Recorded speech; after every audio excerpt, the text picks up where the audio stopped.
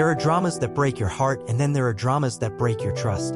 Queen of Tears was supposed to be the K-drama of the year. A powerhouse cast, a legendary screenwriter, Netflix-level budget, and the promise of a love story so emotional you'd need tissues by episode 2. Instead, we got corporate espionage, a villain with a gun, and a romance buried under 10 tons of melodrama. So what happened? How did something so beautiful, so promising, turn into a chaotic emotional roller coaster that left half the audience sobbing and the other half yelling at their screens? Whether you loved it, hated it, or dropped it halfway through, today we're doing a deep, no-holds-barred dive into Queen of Tears. We're talking highs, lows, and the moment it all went off the rails. Grab a drink, settle in, this one's going to be emotional. Let's rewind for a second. If you've never heard of Queen of Tears, you're probably wondering, why was everyone talking about this show? Well, here's the quick rundown. Queen of Tears is a 2024 South Korean drama. And on paper, total dream team.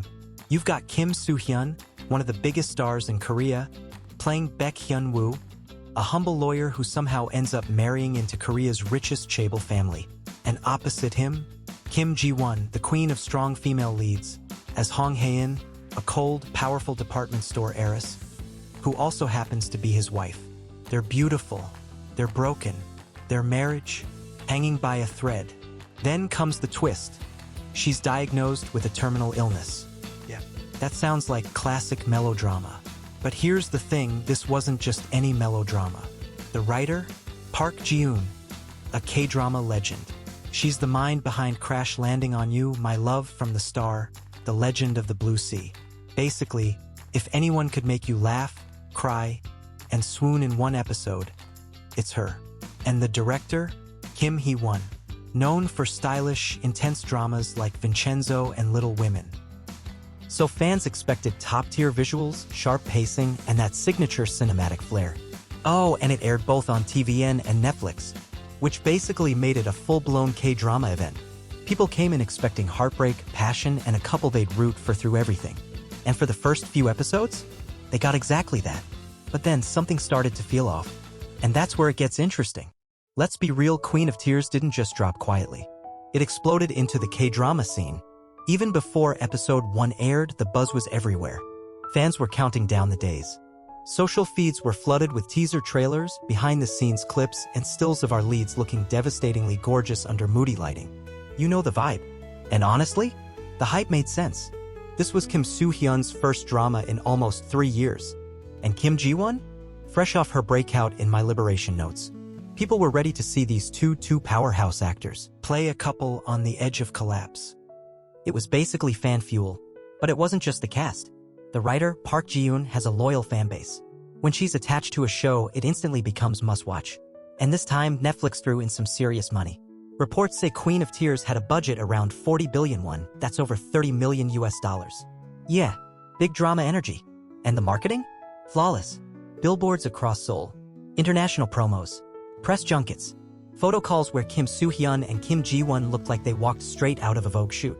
So when episode 1 finally dropped, millions tuned in. It became TVN's highest-rated drama premiere of 2024, and it didn't stop there. Within weeks, it cracked Netflix's global top 10. This wasn't just a hit. It was a phenomenon. People were posting TikToks of the emotional monologues, re-editing romantic scenes with sad indie songs, arguing online about who was really to blame in the marriage. If you were into K-dramas, you couldn't escape it. For a while, Queen of Tears looked like it was delivering on everything it promised. But then, things started to get messy. Alright, let's give credit where it's due. Queen of Tears didn't hook millions of viewers just because of the hype, those early episodes. They actually delivered. Right out of the gate, the show flipped the usual K-drama formula. Instead of watching two people fall in love, we were watching a marriage fall apart. Hyun-woo and Hae-in weren't sipping coffee and giggling like newlyweds. They were cold, distant, barely speaking. You could cut the tension with a diamond-studded knife. But underneath all that bitterness, there was clearly something deeper. Regret, history, a love that hadn't disappeared, just twisted into disappointment. And that emotional messiness, it was magnetic. Kim Ji-won especially was on another level. Her take on Hae-in, this icy, proud heiress suddenly facing her own mortality, was subtle, heartbreaking, and totally locked in. She wasn't just a chaebol cliché. She was a woman trapped by her illness, her family, and her own pride. Every flicker of vulnerability on her face felt earned. And Kim Soo-hyun? Listen, nobody cries on camera like this man. But beyond the tears, his portrayal of Hyun-woo, a husband torn between love, guilt, and resentment, felt raw. Painfully real. For a few episodes, the show had everything going for it. Gorgeous cinematography, thoughtful pacing, and that push-and-pull tension between the leads that made you root for them, even if you didn't totally understand what had broken them yet. And then there were the flashbacks. Sweet, quiet moments from their early days, Germany, shared jokes, shy glances. They were soft, nostalgic, and they worked. They made you want this couple to make it, to fight through the pain, to remember why they fell in love in the first place. And beyond the romance, there was weight. This wasn't just will they get back together? It was, what does love look like when it's messy? When life gets in the way? When grief and pride and family pressure threaten to drown it? For a while, Queen of Tears felt like it might be that kind of drama. The kind that doesn't just make you cry, it lingers. But then came the plot twists. And I don't mean emotional twists. I mean full-on soap opera chaos. So, everything was going fine until it wasn't. Somewhere around episode 7, Queen of Tears started doing the most. Like, way too much. What began as a grounded, emotional story about a broken marriage suddenly felt like it got hijacked by 3 different dramas fighting for screen time. First up, tonal whiplash. 1 minute, you're watching this tender, honest moment between Hyun and Hyun-woo, raw, emotional, maybe even a little hopeful. And the next? Bam! We're cutting to a cartoon villain plotting corporate sabotage like they're auditioning for Penthouse, Stock Market Edition. It was like genre roulette. Romance? Sure. Comedy? Why not? Thriller? Absolutely. Makjang revenge saga with poison, hacking, and secret USB drives. Let's throw that in too. You could almost hear the writer's room going, wait, what if the evil uncle poisons her, but also they lose the company, and also she gets amnesia, and also she forgives everyone anyway? And let's talk about the villains for a second. I love a well-written antagonist, but Queen of Tears gave us villains so flat they made cartoon bad guys look nuanced. Evil stepmother? Check. Greedy relatives? Check. Power-hungry execs? Of course. But none of them had depth. No real motivation beyond I want money or I want power. They weren't complex, just chaotic plot machines. Then came the identity crisis. Was this a love story about healing a broken marriage? A corporate thriller? A family drama? A legal mystery? The show couldn't decide, so it tried to be everything. And in doing that, it lost focus. Fast. The emotional core, the relationship between Hyun-woo and Hyun, started getting buried under B-plots. Suddenly, we're spending 20 minutes watching supporting characters argue about inheritance documents while the main couple is barely sharing the screen. Or worse, stuck in yet another breakup-makeup cycle with no real growth in between. It was like the show didn't trust the audience to stay interested unless there was a twist every 10 minutes. And those twists? They stopped feeling earned. They started feeling like melodramatic filler, like the show was scared to slow down and just let its characters breathe. Now look, I'm not saying K-dramas can't be dramatic. Bring on the angst, the crying in the rain, the emotional monologues. I love that stuff. But there's a big difference between emotional intensity and narrative whiplash. And by the second half of the series, Queen of Tears had drifted hard into the second. Let's talk characters. Because when Queen of Tears was first announced, the biggest draw, beyond the Netflix budget and that writer-director dream team, was the cast. Kim Ji-won, Kim Soo-hyun, 2 A-listers both known for delivering knockout performances. And to their credit, they did deliver, but the script didn't always meet them halfway. Let's start with Hong Hae-in, played by Kim Ji-won. From the jump, she was the show's most compelling presence. A cold, guarded chaebol heiress with a tragic diagnosis and a crumbling marriage, a role that could have easily become cliché. But Ji-won brought nuance, strength, pain, vulnerability.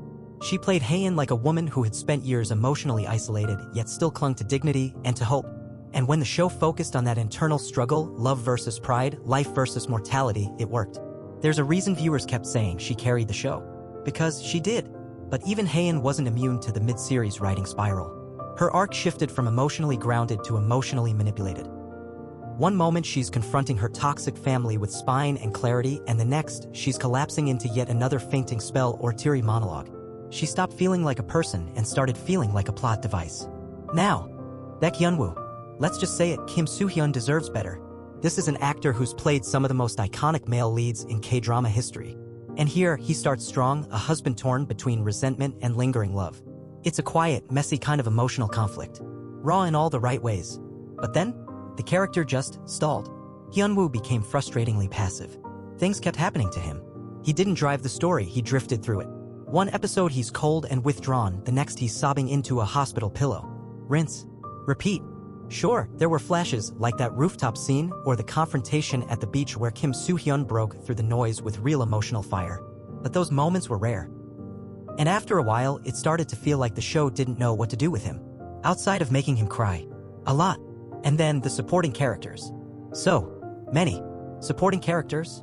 You've got the scheming uncles, the quirky siblings, the tragic exes, the comic relief cousins, and at least 3 people whose only purpose was to deliver exposition about stock options. A few had potential, like Hyun-woo's mom, but most were either flat stereotypes or just vanished from the plot entirely. It reached the point where you could play a drinking game, get shot every time a side character pops in, drops a dramatic one-liner, then disappears for 2 episodes. You'd be wasted before the halfway mark. Even the romance, the beating heart of the drama, started to stall. They started off strong. 2 broken people still tethered by love. You wanted them to find their way back. But instead of letting that unfold naturally, the show kept hitting the same beats. Misunderstanding, argument, dramatic separation, emotional reunion, repeat. Stopped feeling like a journey and started feeling like a loop, which is the real tragedy here. Because with this cast, these characters, Queen of Tears had the potential to be unforgettable. They just needed a story that let them grow, not just suffer. Alright, let's talk about the emotional engine that drove Queen of Tears from start to finish. The illness. Now, if you've seen even 2 K-dramas in your life, you know this trope. The terminal illness storyline is a classic, practically a rite of passage, and when it's done well, can be devastatingly good. Think uncontrollably fond. It adds urgency, depth, tragedy. It grabs you by the heart. But in Queen of Tears, the execution was complicated. The show tells us that Hong Hae-in has a rare, aggressive brain tumor, the kind that sounds like a death sentence. And that initial diagnosis, genuinely gut-wrenching. Kim Ji-won crushes that hospital scene. And for a while, the illness does what it's supposed to do.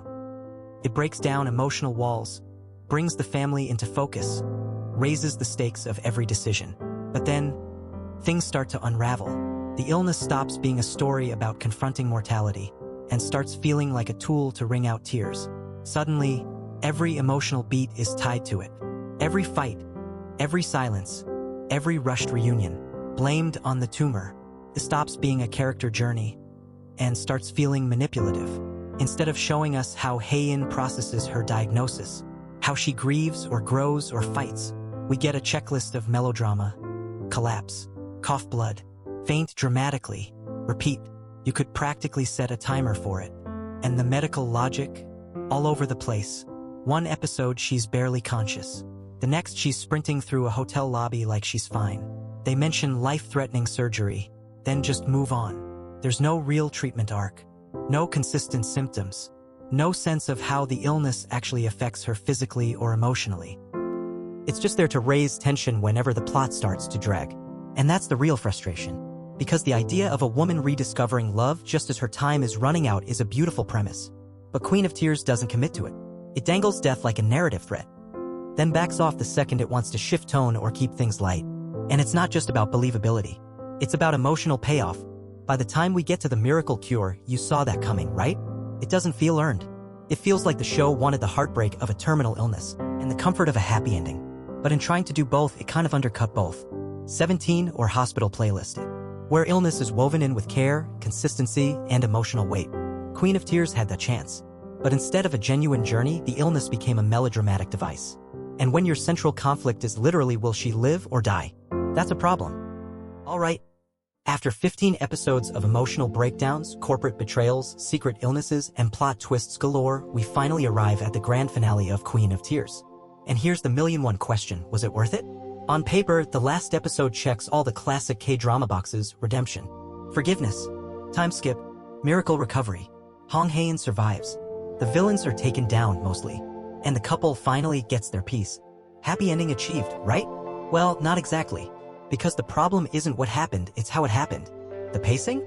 Feels rushed. Like the writers were sprinting toward the credits with a stopwatch in hand. Conflicts that dragged on for 10 episodes are resolved in a single line of dialogue. Characters who anchored full arcs just disappear.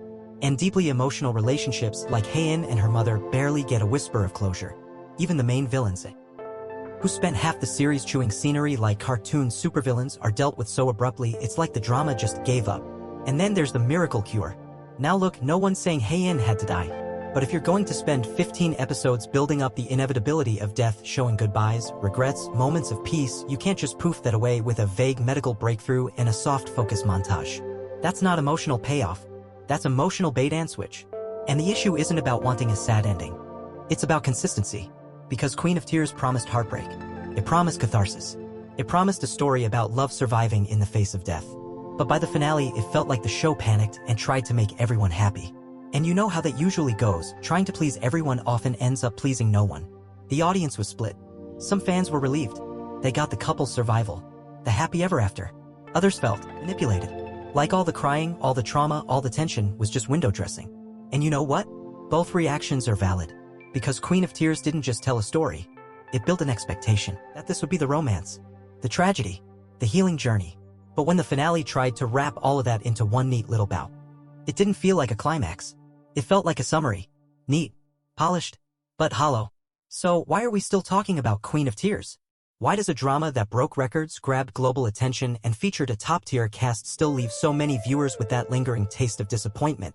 Because Queen of Tears is the perfect case study of a storytelling truth as old as time. The script is everything. You can have the most talented actors alive.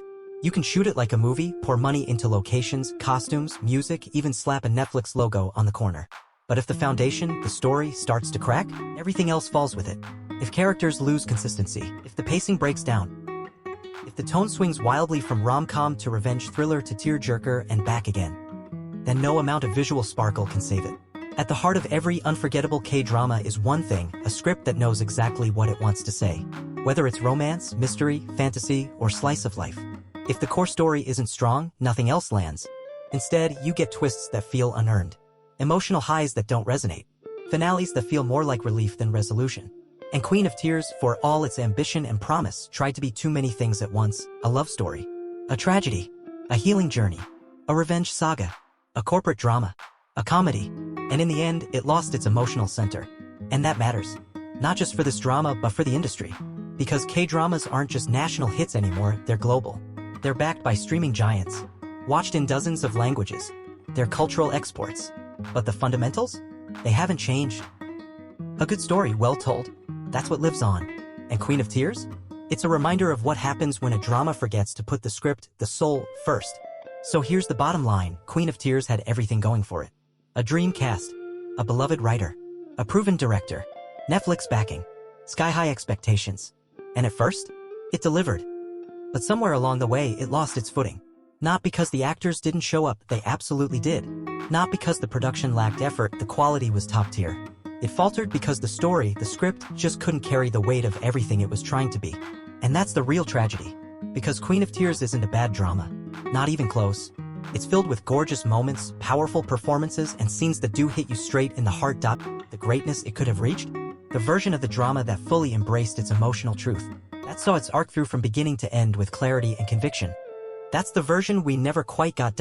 One fan perfectly put it. I came to cry for the characters. I didn't expect to cry for the wasted potential.